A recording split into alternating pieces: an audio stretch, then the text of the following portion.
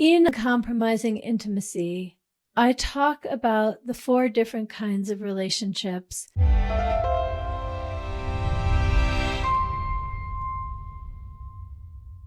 Focusing largely on the toleration relationship. The relationship which is good, it certainly looks good on the outside. It may be as good as or better than most of the people you know. But there is a lot of tolerating, a lot of compromise that's interwoven into the fabric of how you are with one another and the life you've created together.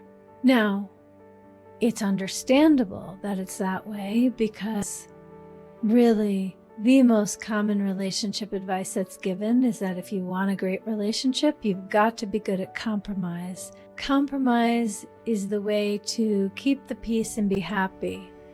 The fact is, it is the way to keep the peace, but it is not the way to be happy.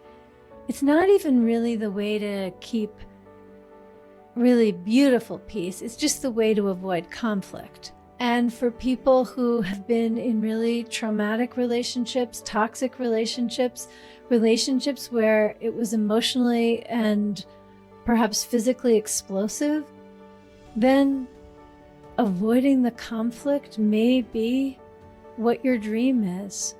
It's what keeps you safe.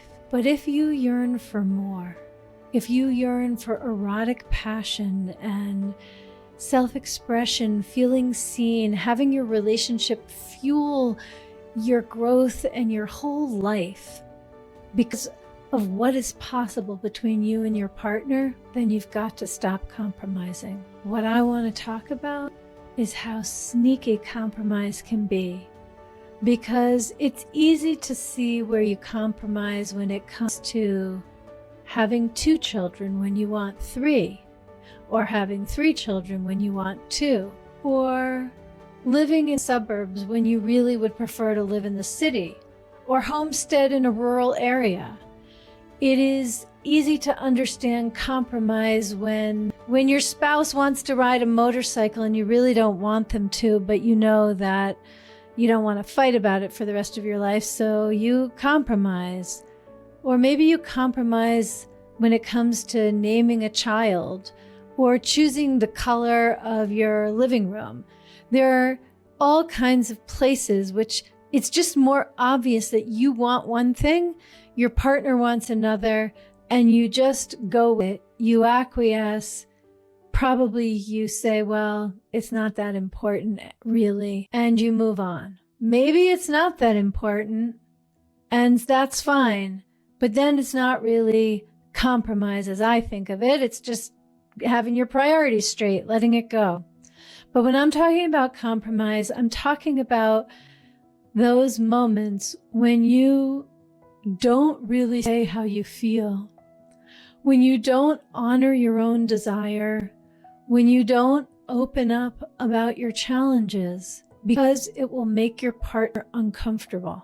So maybe you start sharing something and they have a big emotional response. They feel really sad, they feel really angry, whatever the emotional flavor is.